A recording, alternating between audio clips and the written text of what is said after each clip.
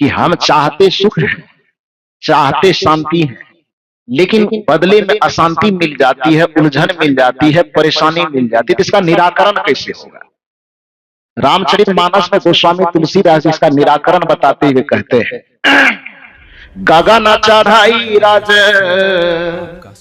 पवन प्रसंगा कीचहि मिलई नीच जन संगा।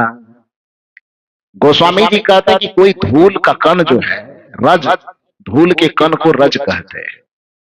तो मान लो कि आप जमीन पे धूल तो देख ही रहे हैं, गर्दा, धूल गर्दा जिसको कहते हैं। उस धूल के कण पर जब आदमी चले, पशु चले और कोई गाड़ी चले, तो धूल किसी के पैर के चक्के के नीचे कुचलाता है कि नहीं कुचलाता है? तो किसी भी चीज में कुचलाहट हो, किसी भी चीज को मसला जाए तो उसको दर्द मिलता होगा कि खुशी मिलती होगी? क्या होता होगा? अरे तकलीफ होती होगी ना। ठीक है, मान लीजिए वो जड़ चीज है, उसको अनुभव नहीं होता होगा, लेकिन एक यहाँ पर भाव लेना है कि किसी भी चीज को यदि पैर के नीचे रगड़ा कुचला दबाया जाता है तो उससे भाव क्या निकलता है कि उसको सुख की अनुभूति नहीं होती होगी, उसको दुखानुभूति होती होगी। उसके भी मन में होता होगा कि हम आसमान में उड़े, हम लोगों के पैर के नीचे क्यों कुचले जा रहे हैं। उसे भी ये लगता होगा कि पैर के नीचे कुचला जाना ये मेरी जिंदगी की सबसे बड़ी अपमान है, मेरे जीवन का सबसे बड़ा हानि है। मैं भी यदि कुछ कर सकूं कि आसमान में उड़ सकूं, लोगों को दिखा सकूं कि मेरा भी कोई अस्तित्व है, ये धूल के भी अंतःकरण में होता होगा। होता है। कब होता है? तो गोस्वामी जी कहते हैं, गगन चढ़ाई राज पवन प्रसंगा। जो धूल का कण हजारों आदमी के पैर के नीचे रौंदे जाने के लिए विवश है, उसी धूल के कण को जब पवन का प्रसंग, हवा का प्रसंग मिल जाता है तो वह धूल लोगों के माथे से 50 फीट ऊपर उठ करके आसमान में उड़ना शुरू कर देता है। संत सदगुरु के सत्संग के पवन का प्रसंग लेकर के हमें भी अध्यात्म के आसमान में उड़ जाना चाहिए, सत्संग के आसमान में उड़ जाना चाहिए। गगन चढ़ाई राज पवन प्रसंगा कीचहि मिलई नीच जल संगा। जैसे नीचे गिरने वाले जल की संगति कर ले तो वह धूल जो आसमान में उड़ रहा है, वह धूल नीचे गिरने वाले जल की संगति कर ले तो कीचड़ बन जाएगा। और हवा, आसमान में चलने वाली हवा की संगति कर ले तो कहां चला जाएगा? आसमान चला जाएगा। अब फैसला आपको करना है कि आपको पानी की संगति करनी है कि हवा की संगति करनी। बिना संग के तो आप रह नहीं पाएंगे, संग तो करना ही पड़ेगा। और स्वामी विवेकानंद कहा करते थे, यदि संसार के मनुष्यों को स्वप्न देखना यदि उसकी मजबूरी है तो स्वप्न देखना ही है यदि हमें, तो हम नरक का स्वप्न क्यों देखें, हमें स्वर्ग का ही सपना देखना चाहिए, ये स्वामी विवेकानंद कहते थे। तो यदि आत्मा को संगति करना मजबूरी है, उसको संगति करना ही पड़ेगा, बिना संगति के रह नहीं सकता, तो हम जल की संगति क्यों करें, हमें पवन की संगति करनी चाहिए। संगति ही करनी है तो हमें कुसंग विषय और विलासिता की संगति क्यों करनी, हमें सत्संगति की संग करनी चाहिए, जिससे कि हमारी चेतना ऊपर उठे और दुखों से मुक्त होकर के परम सुख और परम आनंद का उपभोग करे। इसलिए अपनी चेतना को सुसंगति से जोड़िए, क्योंकि नियम यही कहता है कि या तो आपको इस पार रहना है या उस पार रहना है। इसको एक उदाहरण से समझिए। रामचरितमानस की जो ये कथा घटना घटित होती है, सीता जी वनवास में है। वनवास के क्रम में ये कहानियां लोगों के बीच में प्रचलित है कि सीता जी के सामने जब मिर्ग आया, राम जी उसके पीछे दौड़े, फिर मिर्ग का वध हुआ तो मिर्ग ने कपट वेश त्याग करके अपने मूल स्वरूप में आया, लेकिन लक्ष्मण को छलावा देने के लिए फिर राम जी की आवाज बना करके लक्ष्मण को पुकारा। लक्ष्मण वहां से चले गए, लेकिन जाते जाते एक लक्ष्मण रेखा खींच गए। ये केवल कहानियों में ये बात है, भारतवर्ष के किसी भी राम कथा में लक्ष्मण रेखा की चर्चा कहीं नहीं है। न तो गोस्वामी तुलसीदास जी के रामचरितमानस में, न वाल्मीकि जी के रामायण में, या इस भारतवर्ष में अब तक जो लगभग 56 रामायण उपलब्ध है, जिन उपलब्ध रामचरित राम कथाओं के आधार पर प्रयागराज विश्वविद्यालय में डॉक्टर फादर कामिल बुल्के ने राम कथा शोध ग्रंथ लिख करके आपके भारत सरकार से भारत रत्न की उपलब्धि हासिल की साहित्य जगत में। उस राम कथा में उन्होंने लगभग 56 राम कथा का रामायण का वर्णन किया है। उन 56 रामायणों में से लगभग 52-53 रामायण को मैं अपने आंख से देख चुका हूं। उतने रामायण को देखने के बावजूद भी एक भी राम कथा में, एक भी रामायण में लक्ष्मण रेखा का कहीं कोई जिक्र नहीं है। बल्कि वाल्मीकि रामायण में तो यह चर्चा की जाती है, किसी को लगे कि मैं ऐसे बोल रहा हूं तो अपने अपने मोबाइल में वाल्मीकि रामायण आज रात में डाउनलोड कीजिएगा, क्योंकि खरीदने जाइएगा तो देर लगेगी। उसको डाउनलोड कीजिएगा और उसको पढ़िएगा। वाल्मीकि रामायण में तो ये कथा कही जाती है कि सीता जी के सामने जैसे ही रावण आया, वैसे मिर्गा के पीछे भागने का, लक्ष्मण के जाने की कहानी तो सेम टू सेम है सब में।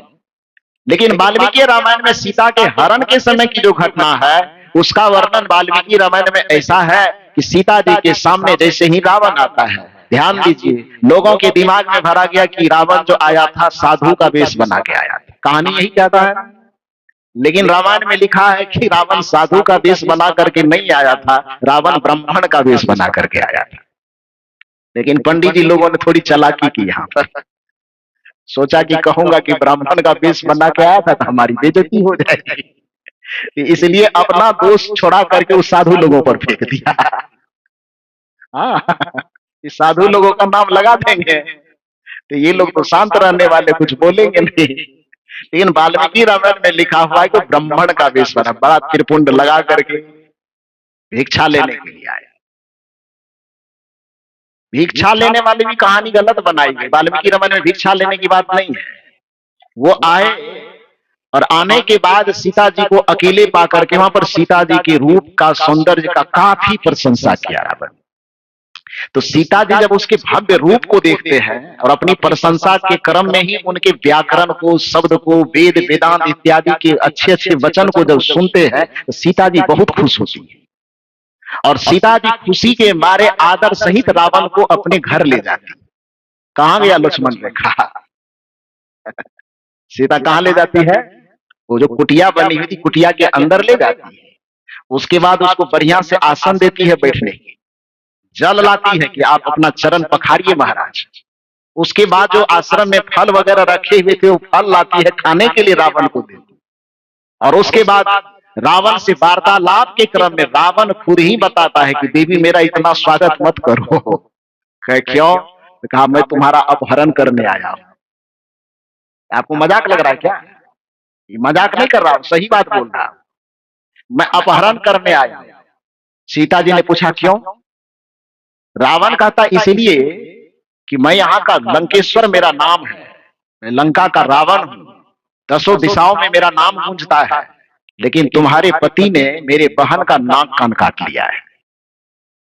इस वजह से मैं तुम्हारे पति से युद्ध करना चाहता, उन्हें सताना चाहता हूं। नियम यह कहता है कि प्रेम में और वैर में कोई न्याय और अन्याय नहीं देखा जाता है। तुम्हारे पति हमसे दुश्मनी किए हैं तो उससे दुश्मनी मुझे निकालना है, उनको सताना है, उसको तबाह करना है। और मुझे लगता है कि सबसे ज्यादा तबाह इसी चीज में होगा जब हम तुम्हारा अपहरण कर लेंगे। सीता जी तब क्रुद्ध होती है, जो अभी तक स्वागत करने की मुद्रा में खड़ी थी, पानी दे रही थी, खिला रही थी।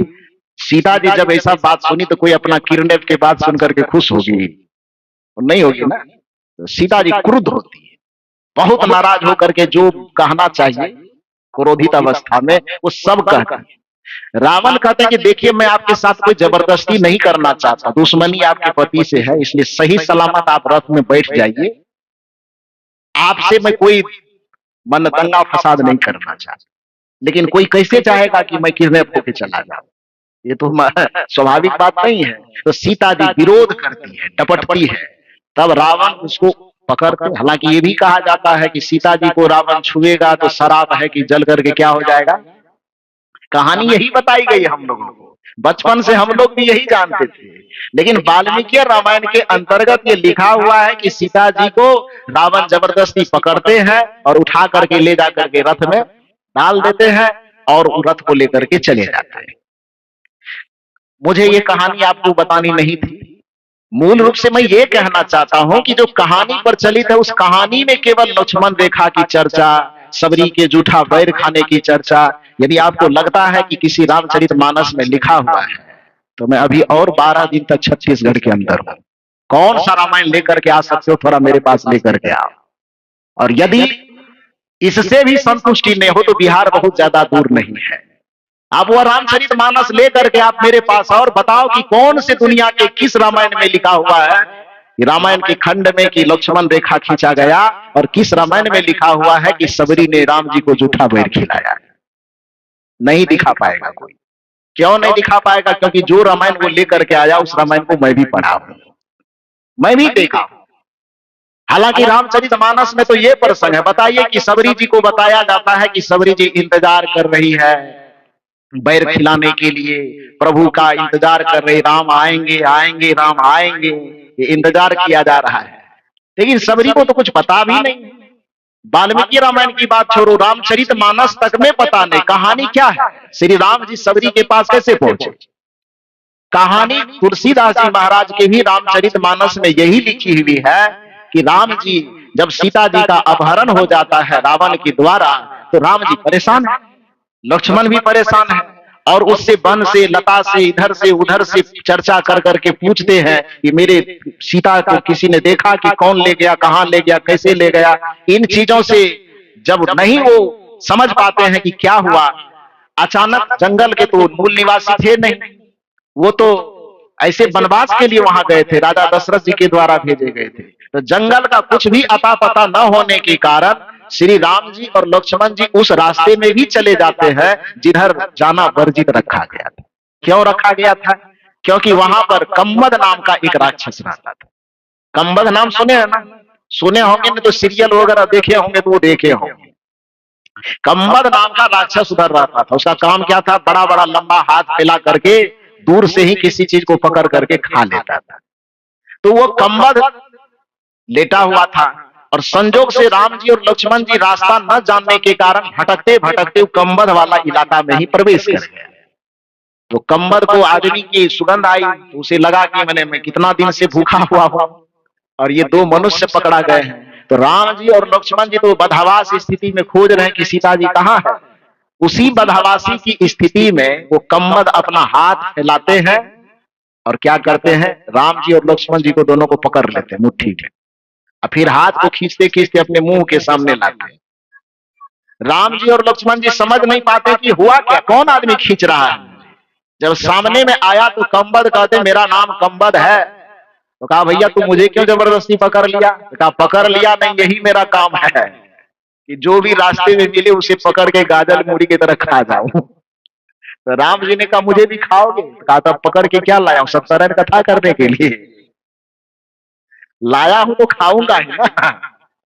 राम जी और लक्ष्मण जी कहते कि नहीं नहीं छोड़ दो, मेरे ऊपर ऐसे ही संकट है, परेशानी है। लेकिन कम्बद मानते नहीं। अंत में किसी तरह से युक्ति निकाल करके राम जी और लक्ष्मण जी दोनों कम्बद का वध कर देते हैं। और कम्बद का जब वध होता है, ये वाल्मीकि रामायण में भी है और ये गोस्वामी तुलसीदास जी के रामचरितमानस में भी यही कहानी है जो मैं बता रहा हूं। तो वो करते क्या है, फिर उसके बाद जैसे ही कम्बद का वध होता है तो उसमें से एक दिव्य चेतना निकलती है और राम जी के सामने हाथ जोड़ करके खड़े हो जाते हैं और राम जी से कहते हैं कि आपने मेरा उद्धार कर दिया। वस्तुतः मैं कोई राक्षस नहीं था, मैं तो देवता था, लेकिन श्राप के वशीभूत होकर के मैं राक्षस शरीर में आ गया। तो श्री राम जी ने कहा चलो बहुत बहुत धन्यवाद तुमको कि तुम कम से कम मुक्त हो गए, लेकिन तुम मुक्त हो गए तो मेरा भी एक काम कर दो, मुझे बताओ कि मेरी धर्मपत्नी का अपहरण किसी ने कर लिया है, उसी को मैं खोज रहा हूं। अब तो तुम्हारा उद्धार हो गया तो तुम यहां से जा रहे हो, लेकिन मैं जो परेशान हूं मेरी परेशानी को दूर करने की कोई उपाय बताओ। तो उसने कहा कि देखिए देवता तो मैं अभी बना हूं, पहले तो मैं राक्षस योनि में था, तो इस वजह से मैं तामसी होने के कारण एकदम आलस निद्रा तंद्रा में खोया रहता था, कुछ सही गलत मैं जान नहीं पाया। इसके वजह से आगे से कौन गया कौन आया मैं कुछ नहीं जान पाया, इसलिए सीता जी के बारे में मैं कोई पता नहीं बता सकता हूं। तब उन्होंने कहा कि सीता जी के बारे में पता तो नहीं बता सकता हूं, लेकिन थोड़ा सा सहयोग मैं ये कर देता हूं कि इस जंगल में मैं हूं लेकिन इस जंगल के चप्पे चप्पे के बारे में जानकारी यहाँ से 5 किलोमीटर की दूरी पर बसी हुई है माता सबरी। वो मतंग ऋषि की शिष्या है। वो कई वर्षों से बचपन से ही जंगल में रही है, इसलिए जंगल के सारे चप्पे चप्पे की बात से वो अवगत है। यदि आपको सीता जी के बारे में कुछ भी जानकारी लेना है तो हम तो जानकारी नहीं दे पाएंगे। आप ये रास्ता पकड़िए, सबरी मैया की कुटिया आगे में है, वहां जाइए और वहां उनसे सवाल जवाब कीजिए तो भले आपको उपाय मिल जाएगा। किसने बताया ऐसा? कंबद। और वो कंबद के बताने पर राम जी कहां चले गए? कुटिया को खोजते खोजते सबरी मैया के पास गए। तो दर्शन देने के लिए गए थे कि सीता जी का पता पूछने के लिए? थोड़ा जोर से बोलिए। अब भजन क्या क्या बनाए हैं? राम आएंगे आएंगे राम आएंगे। सबरी रास्ता देख रही है, सबरी को पता भी नहीं है, लेकिन कहानियां बनाई गई लोगों को सुनाने के लिए। खैर, कहानियां तो थोड़ी मनोरंजन भले कर दे, लेकिन ऐतिहासिकता से वो दूर कर देता है आदमी। तो कहने का मतलब यह है कि उसके बाद जब सबरी मैया के पास राम जी जाते हैं तो सबरी मैया से भी वही सवाल करते हैं कि माता मैं आपके पास आया हूं। वहां कोई भक्ति वगैरह की चर्चा नहीं हुई। गोस्वामी जी ने नवधा भक्ति का प्रसंग अपने मन से जोड़ दिया है, लेकिन वाल्मीकि रामायण में ऐसी कोई चर्चा नहीं है। तो वहां जाने के बाद राम जी और लक्ष्मण जी माता सबरी से पूछते हैं कि मैं आपके पास केवल यह जानने के लिए आया हूं कि मेरी धर्मपत्नी का अपहरण हो गया, क्या आप उसके बारे में कुछ बता सकती हैं?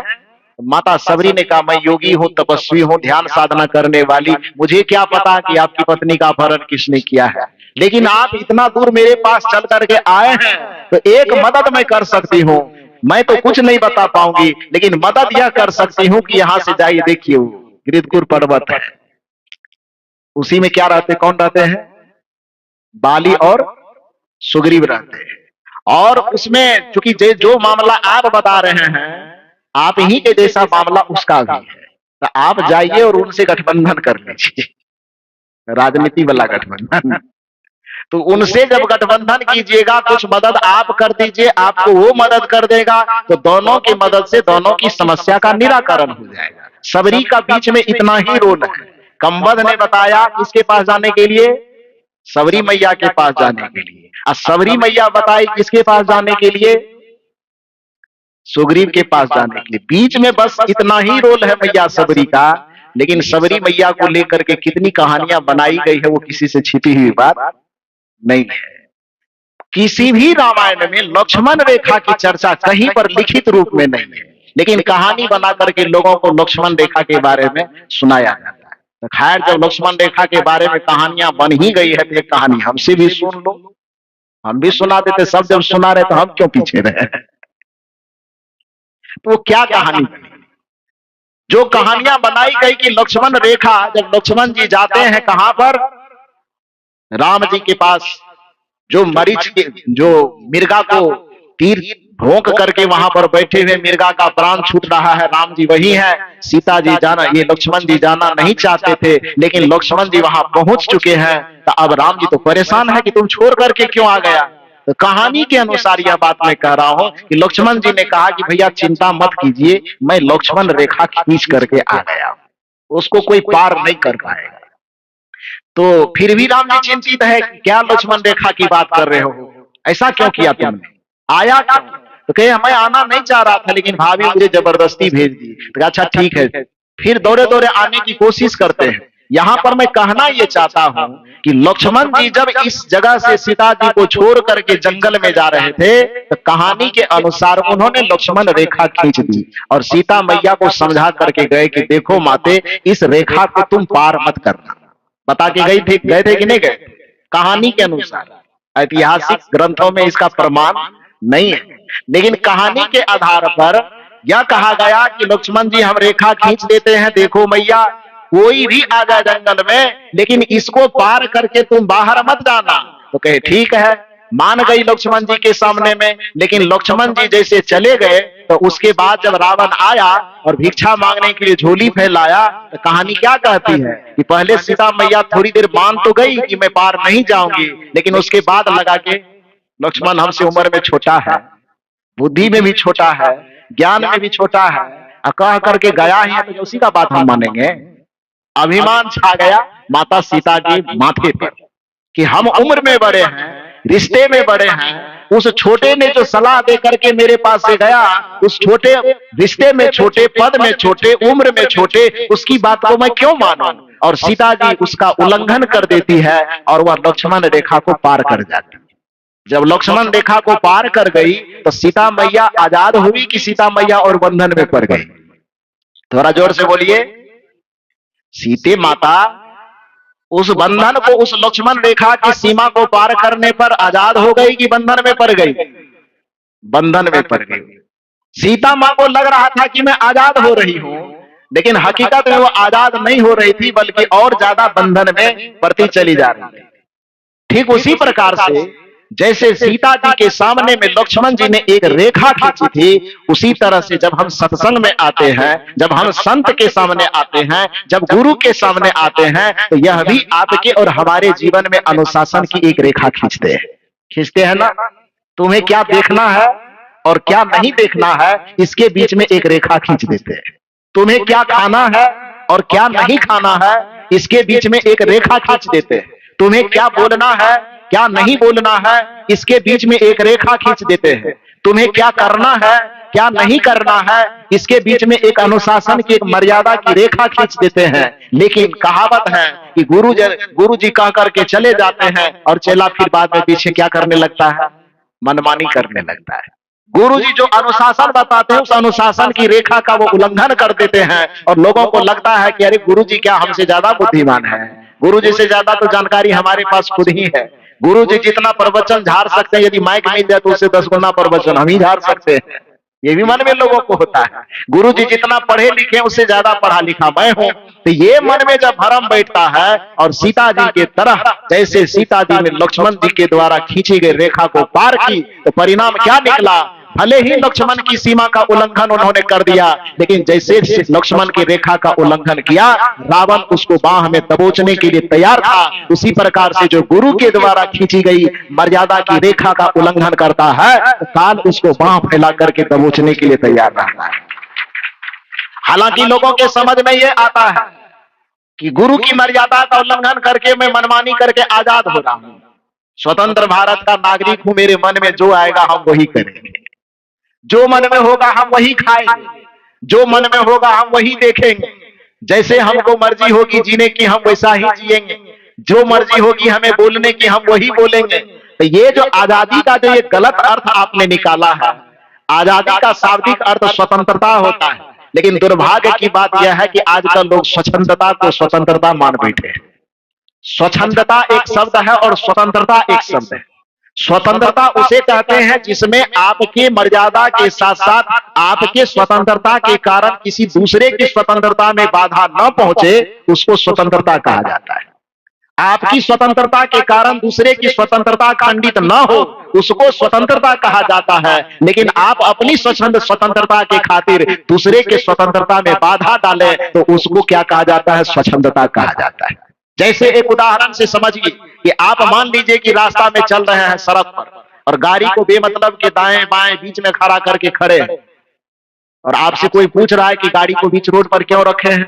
आप कहें हम भारत में जन्मे, 1947 में आजाद हो गए, भारत स्वतंत्र भारत के हम नागरिक हैं, मेरी मर्जी हम रखेंगे।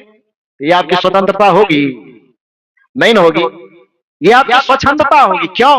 क्योंकि आपके बीच में गाड़ी खड़ा करने से दूसरे आदमी यदि गाड़ी वाले आ रहे हैं तो उसकी स्वतंत्रता बाधित हो रही कि नहीं हो रही है?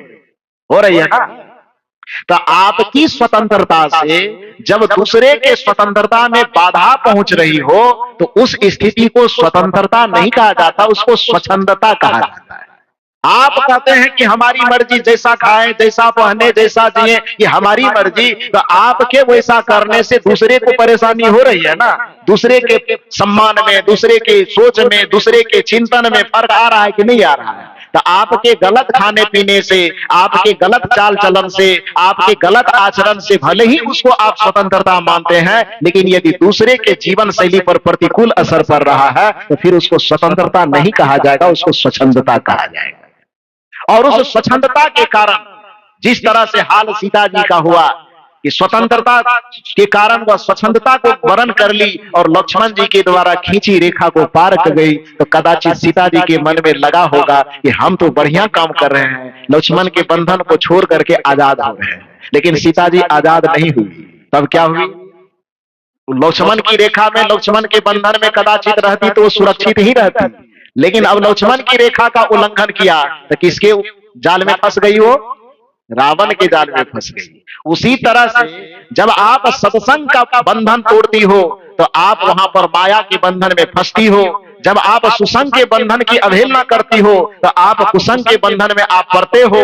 आप यदि सत्संग और अनुशासन, गुरु के अनुशासन के मर्यादा को भंग करते हो तो फिर दुखों के बंधन में आप जगरते चले जाते हो, दुखों के बंधन में फंसते चले जाते हो। तो आज इस इरई कला ग्राम में आकर के आपको यह सीखना है, यही समझना है कि हम चाहते सुख हैं लेकिन हमें दुख मिल जाता है। हम चाहते हैं ऊपर उठना लेकिन हम नीचे गिरते चले जाते हैं। तो हमें करना क्या चाहिए? गोस्वामी जी यही कहते हैं कि गगन चढ़ाई राज पवन प्रसंगा की चहलई नीच जल संगा।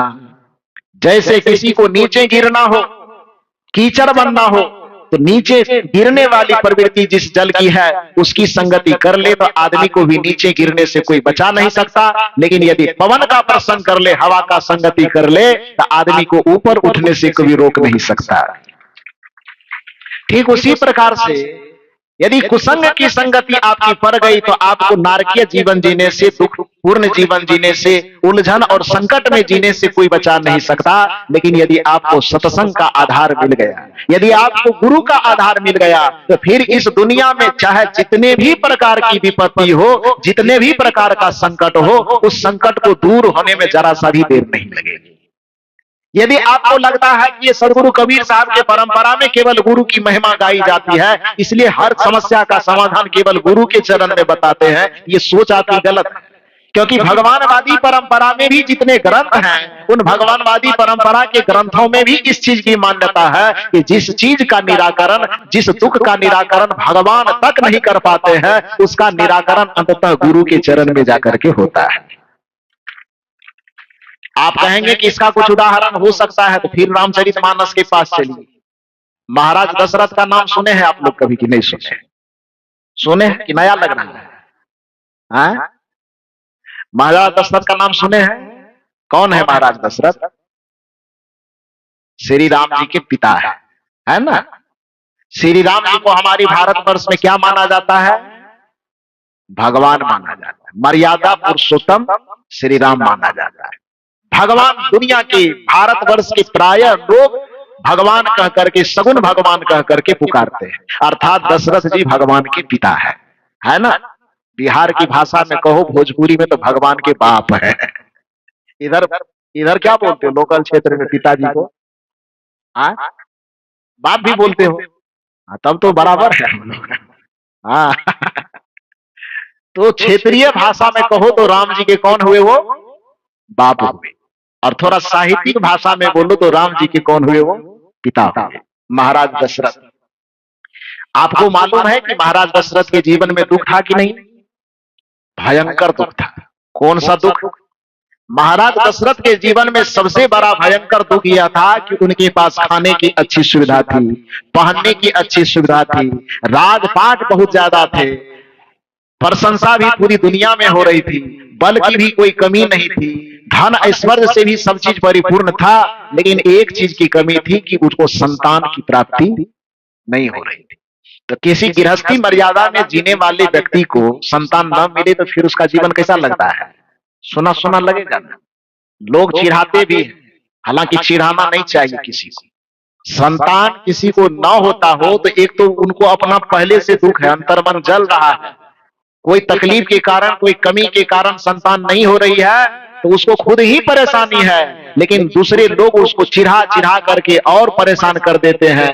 और एक नियम बना रखे हैं लोगों ने कि भैया उसका, जिसको बाल बच्चा नहीं होता उसका मुंह मत देखा करो क्योंकि अब शगुन हो जाता है, कहते हैं ना। हमारे संत लोग कहा करते हैं कि यदि बिना बच्चे वाले का मुंह देखने से अब शगुन होता है तो फिर हम लोगों का मुंह देखने क्यों आए?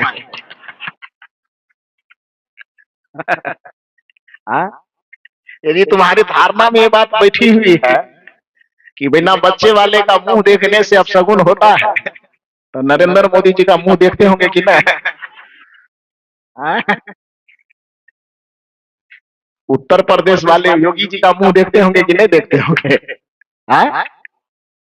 नहीं देखते हैं? ममता बनर्जी का मुंह बंगाल वाले देखते होंगे कि नहीं? संगीत जगत में लता मंगेशकर का मुंह देखते थे कि नहीं? डॉक्टर एपीजे अब्दुल कलाम का मुंह देखते थे कि नहीं देखते थे? जतरा खराब हो जाता था। अरे पता नहीं लोग ये सारे नियम कहां कहां से उठपटांग बनाते। इधर सामान्य लोगों में आप अच्छा एक बात बताओ कि आपके घर में यदि कोई आदमी मर जाता है तो पंडित जी नियम क्या बनाते? कितना दिन तक छुतुक रहता है घर में? कितना दिन? कोई भी शुभ कार्य 13 दिन तक करने देता है? तेल मत लगाओ, साबुन मत लगाओ, लहसुन हल्दी तेल घर में नहीं होना, ये सभी प्रथा है ना। दुर्भाग्य से अभी महाराष्ट्र में अजीत पवार जी का निधन 2-3 दिन पहले हो गया, प्लेन की दुर्घटना हो गया ना। आज कितना दिन हुआ है? 3 से 4 दिन हुआ है कि नहीं? जब कहा जाता है कि किसी के घर में मरने पर कोई भी शुभ काम 13 दिन तक कम से कम नहीं करना चाहिए, और अभी 1 सप्ताह भी नहीं हुआ है, पति मर गया है और कल ही पत्नी उप मुख्यमंत्री के क्या लिया है? पंडित जी का नियम वहां कहां चला गया? अरे बात समझ रही हो मेरी? तो सारा नियम, सारा कानून, सारा वेद, सारा धर्म, सारा कर्मकांड छोटे लोगों के लिए है। मोदी जी की जब मां का देहांत हुआ तो मोदी जी चार्टर्ड प्लेन से जाकर के वहां पर माता के मुख में अग्नि दी, और अग्नि देने के बाद फिर वहां से लौट करके आए, तुरंत ऑफिस में बैठ करके मीटिंग लेना शुरू कर दी। किए थे कि नहीं किए थे? क्यों? उसके लिए कोई नियम, उसके लिए कोई शास्त्र, उसके लिए कोई रीति, उनके लिए कोई रिवाज नहीं है। अरे ये तो कोई मैं इतिहास की कहानी नहीं बता रहा ना, अभी तो हाल फिलहाल मात्र 3 से 4 दिन की घटना है ना जी, अजीत पवार जी का निधन हो गया। ये बड़ी दुख की बात है, किसी का भी दुनिया से असमय चला जाना ये दुखद बात है। लेकिन वो चले गए। कल्पना कीजिए कि आपके परिवार में कोई यदि ऐसा होता तो शायद इसी समाज के लोग कहते कि आप सत्संग में भी मत जाइए। कहता कि नहीं कहता? ईमानदारी से बोलो, कहते ना? क्यों? बाल मत बनाओ, दाढ़ी मत बनाओ, ये मत करो। हालांकि आप क्या करते हैं, शौक में है, चिंता में है तो नहीं करते हैं आप, तो ये आपकी मर्जी, मैं उससे हाँ या ना के पक्ष में नहीं। केवल मैं ये कहना चाहता हूं कि जिन छोटी छोटी बातों को रीति रिवाज बना करके आपके माथे पर थोप दिया जाता है पंडितवादी व्यवस्था के अनुसार, वही चीज जब किसी बड़े आदमी के यहाँ होता है तो सारा पोथी पत्रा गायब हो जाता है, वहां पर एक नया नियम चलने लगता है। कबीर साहब इसी चीज का विरोध करते थे। कबीर साहब यही कहते थे कि भैया मनुष्यता जैसी चलती है, सभ्यता मर्यादा के साथ चलने दो, इसके ऊपर में इतने नियम कानून रीति रिवाज पोथी परंपरा क्यों थोपते हो उसके माथे पर? जीवन इतना हल्का से जीना चाहिए, तो इनके जीवन को शास्त्रों और परंपराओं के नाम पे इतना दबा करके क्यों जिलाते? कबीर साहब यही तो कहते थे, लेकिन लोग के समझ में बात नहीं आई तो लोगों ने कबीर साहब को ही उल्टे बदनाम कर दिया। और कबीर साहब जो लोगों के जीवन को सुगम बनाना चाहते थे, लोगों ने कहा कि कबीर साहब धर्म का, रीति का, रिवाज का विरोध करता है। कबीर साहब विरोध नहीं करते थे, बल्कि कबीर साहब आपको ज्ञान की दृष्टि देना चाहते थे कि उस ज्ञान की दृष्टि से जीवन को जियो तो आपको कहीं कोई परेशानी नहीं होगी। तो इसलिए यदि किसी को बाल बच्चे किसी कारण से न होते हो तो उसका इलाज करवाने का कोशिश करना चाहिए, लेकिन किसी आदमी को जबरदस्ती उसे चिढ़ाना नहीं चाहिए कि आपको ऐसा नहीं हो रहा है तो आप अपशगुन है, मुंह नहीं देखा जाएगा, ये ऐसा मत बोलो। ऐसा यदि किया जाएगा तो मैंने नाम गिनाया जितने लोगों का, उनका मुंह किसी न किसी समय में आप देखते ही हो। खास करके संत महात्मा का तो चित्र भी अपने घर में रखते हो, तो फिर इनका मुंह देखना तो और महा अपशगुन हो जाएगा। लेकिन इनके दर्शन से आपके चित्त में शांति आती है, इनके दर्शन से आपके मन में सुकून आता है, इसलिए किसी का मुंह देखने से कुछ खराब उराब होने वाला नहीं है। राजा दशरथ जी भी इस चीज को, इस चिढ़ाने को झेल रहे थे। लोग जिधर जाते थे तो लोग चिढ़ाते थे कि राजा है आप, हम शुभ काम कर रहे हैं, आप मत आइए, क्योंकि नियम परंपरा यही कहता है कि जिससे पुत्र न हो, संतान न हो, उसको उसका मुंह नहीं देखना चाहिए। तो राजा दशरथ इस चीज से बहुत ज्यादा परेशान थे। और एक सवाल मैं आपसे करता हूं, बताइए कि राजा होने के नाते पुत्र की प्राप्ति के लिए दशरथ जी कोई और प्रयास किए होंगे कि नहीं किए होंगे? यज्ञ किए होंगे कि नहीं? पूजा किए होंगे कि नहीं? डॉक्टर को दिखाए होंगे कि नहीं? वैद्य हकीम को दिखाए होंगे कि नहीं? लेकिन सारा काम कर करके भी जब थक गए, इतना थक गए कि तीन तीन पत्नी करनी पड़ गई। किस चीज के लिए? कि एक से नहीं हो रहा था, किसी तरह दूसरे से हो जाए, दूसरे से नहीं हो रहा था, किसी तरह से तीसरे से हो जाए। इस तरह से तीन तीन शादियां तक करनी पड़ गई, उसके बावजूद भी संतान की प्राप्ति नहीं हुई। किसको नहीं हुई? भगवान के भक्त को कि भगवान के पिता को? हाँ, तो भगवान का पिता भक्त से थोड़ा ऊंचा दर्जा होता है ना। तो जब भगवान के पिता का भी दुख न डॉक्टर से, न वैद्य से, न हकीम से, न पूजा से, न पाठ से, न कथा से, न कीर्तन से, किसी चीज से नहीं हुआ, तो निराश होकर के जब बैठ गए तो किसी ने सलाह दी कि पूरे दुनिया के चक्कर आप लगा आए हो, तीर्थ व्रत, डॉक्टर, वैद्य, हकीम, देवी देवता, पूजा पाठ, यज्ञ हवन सब चीज कर लिए भैया, एक बार बताओ गुरु जी का दर्शन किए हो कि नहीं किए हो? तो राजा दशरथ कपार नोचने लगा। राजा दशरथ कहते हैं, गुरु जी से कभी इस संबंध में चर्चा किए नहीं? कहा एक बार गुरु जी के पास जाओ। राजा दशरथ किसी के समझाने पर पहली बार अपने गुरु वशिष्ठ के शरण में जा रहे हैं। विचारक ने बड़ा सुंदर कहा है, चला है आज राजा जोगिया को मनाने, जोगिया को मनाने, गुरुदेव को रिझाने, चला है आज राजा योगिया को मनाने। और राजा दशरथ जी जाते हैं और दौड़े दौड़े गुरु वशिष्ठ के चरण में गिर जाते हैं। वशिष्ठ जी अपने चरण में राजा दशरथ को लीटे दे करके पूछते हैं, राजा क्या हुआ, अचानक मेरे चरण में क्यों गिर पड़े?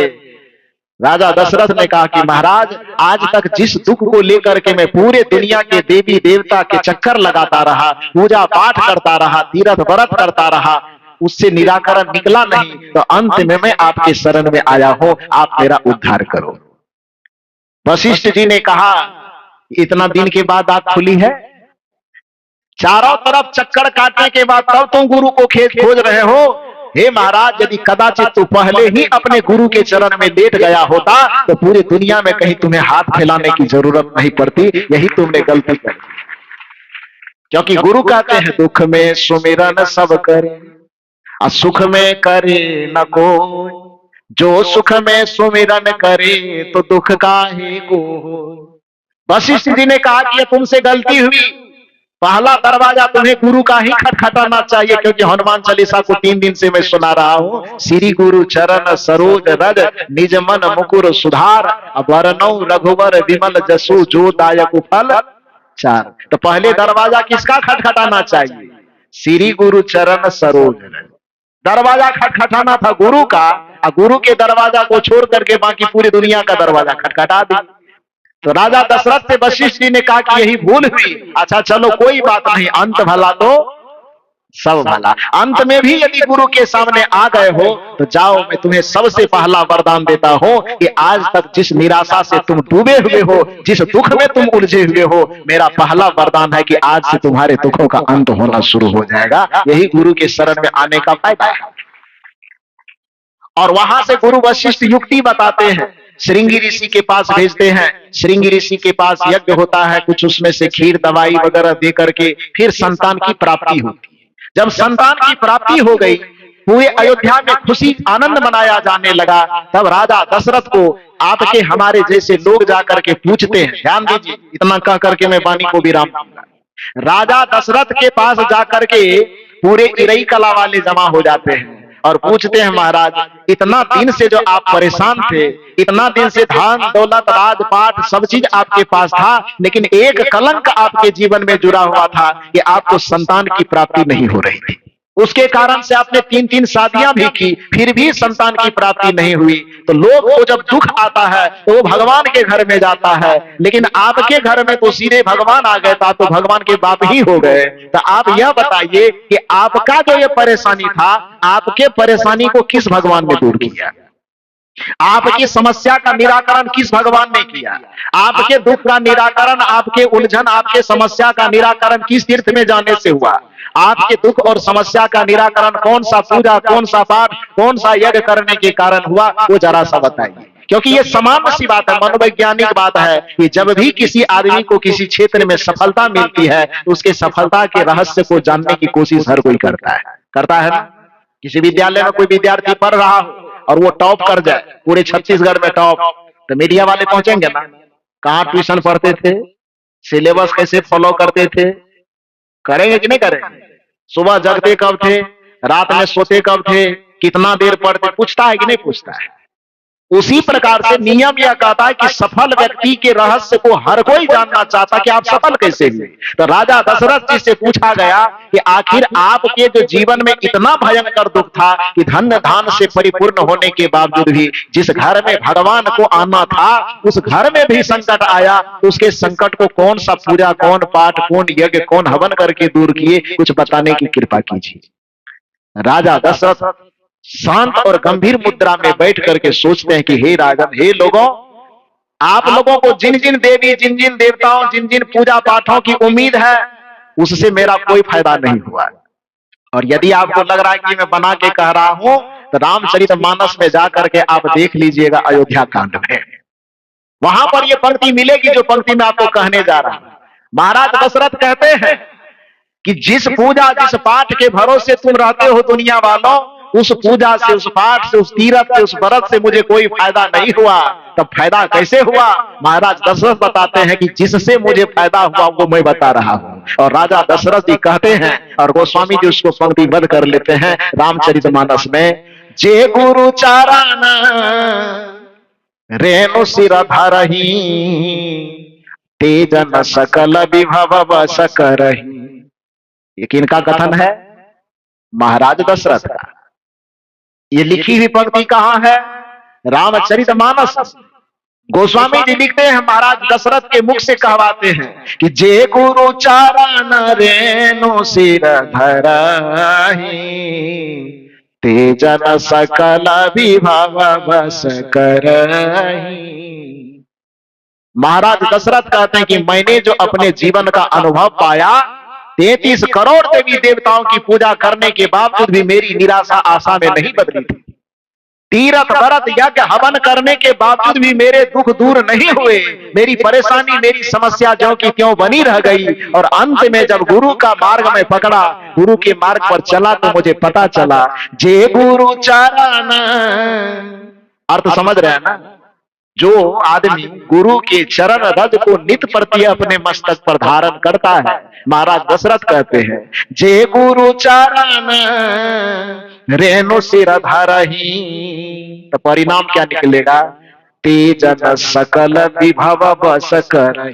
ते मन वे, जन मन आदमी, सकल मन सब, व्यवहार और परमार्थ, विभव मन संस्कृत का मूल शब्द है वैभव, मन संपत्ति, भौतिक अथवा आध्यात्मिक।